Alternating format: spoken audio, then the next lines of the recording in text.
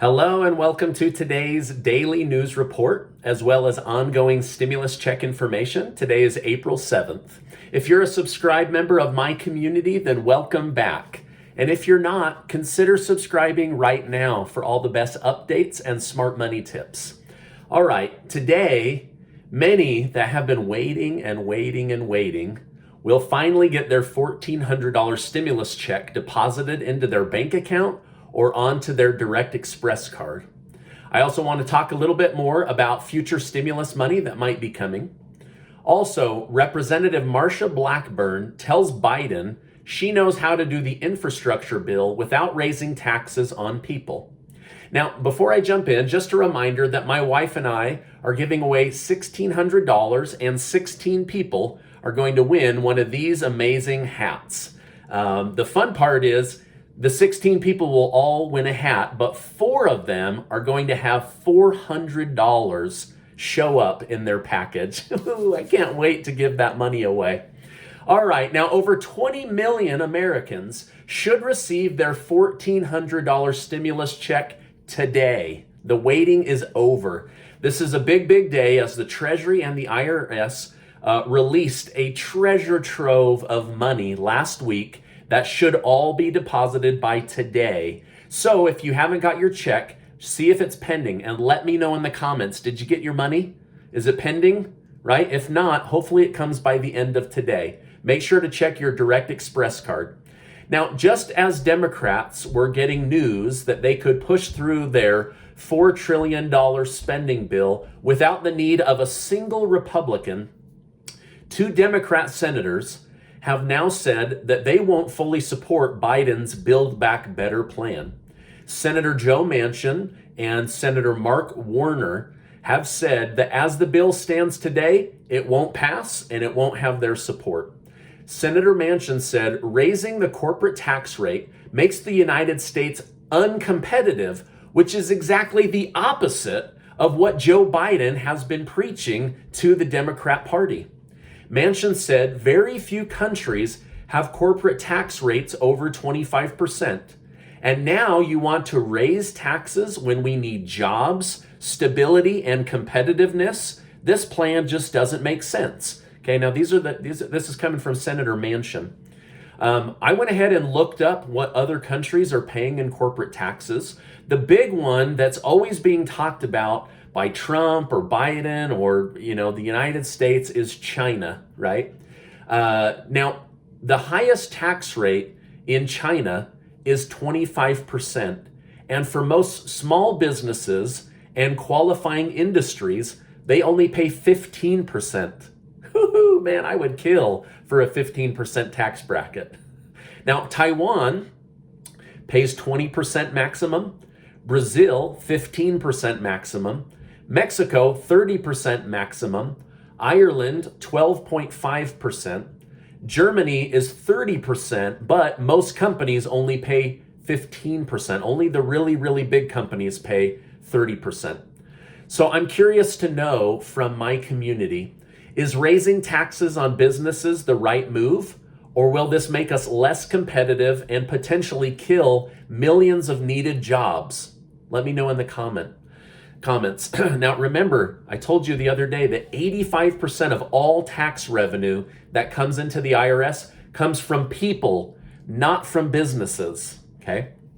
Now, some countries are even saying that they might lower income taxes but increase sales tax up to 19%. That way everybody is paying taxes, okay? I know that there are some states in the United States that don't even have sales tax. Utah is around 8%. What's your sales tax in your state? Now imagine that going to 19%. That would make everything more expensive. Doesn't it feel like the government is just searching for ways to tax us to death? I don't know. Maybe it's just me. All right, second question for my community. What should be a bigger focus?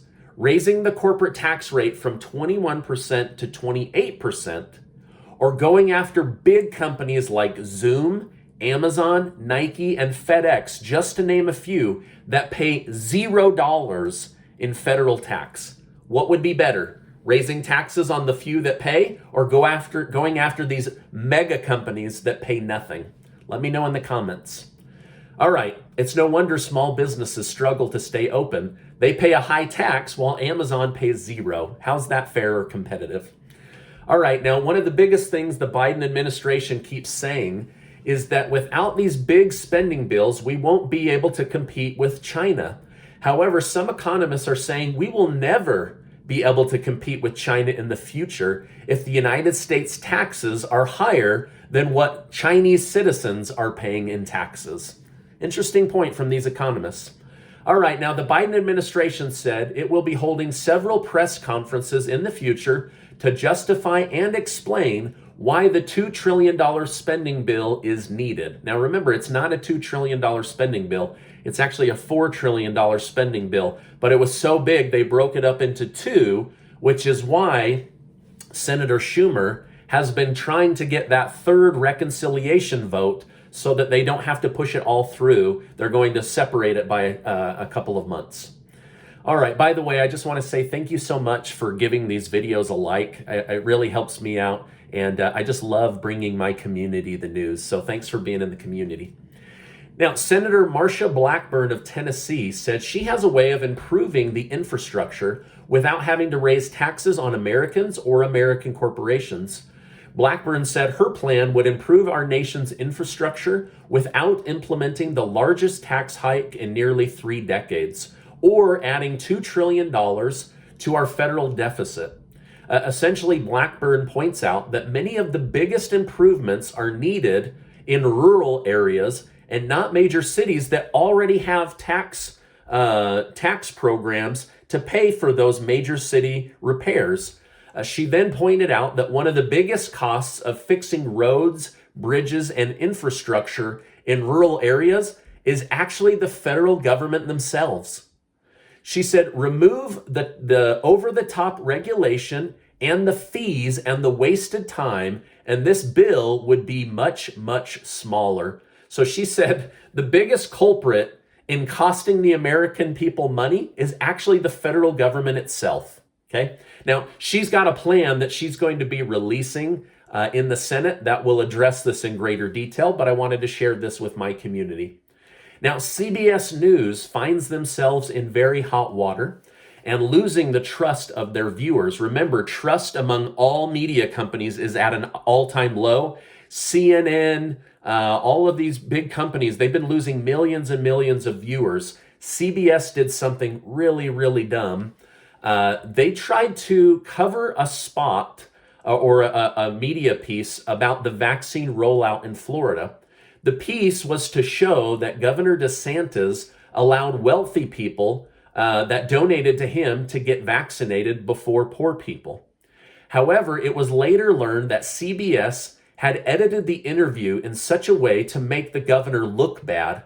The dishonest editing to try to create a story that wasn't there is drawing negative feedback from Republicans and Democrats, saying that the American people should be given the truth and not a pre-planned story. CBS could find themselves in court very soon with a defamation of character lawsuit. Both parties are angry that they were trying to do essentially a hit piece on the Florida governor. All right, now over 900,000 jobs were added in the month of March. The U.S. government is now reporting unemployment of around 6%. However, I think part of this number has to do with how many people have just run out of state unemployment benefits, stopped looking for work, or put themselves into an early retirement. So I don't know that the numbers are as good as what's being presented to us, just based on stuff that I've been researching. As of today, the United States is still 8 million jobs behind what it was this time last year. So there's a lot of work that still needs to be done.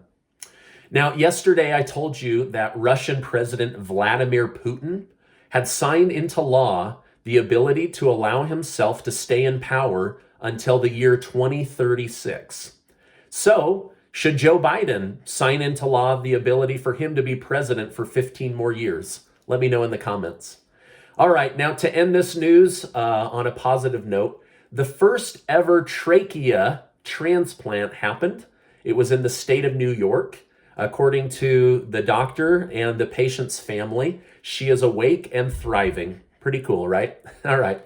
Now, this is my update for today. As I know more, I will definitely come on and share more. Before you go, make sure to check out that subscriber appreciation giveaway where 16 people are going to win an amazing hat or one of these cool coffee mugs as a way of saying thank you. And 4 of you are going to magically have $400 show up with your hat or your coffee mug. I'm so excited.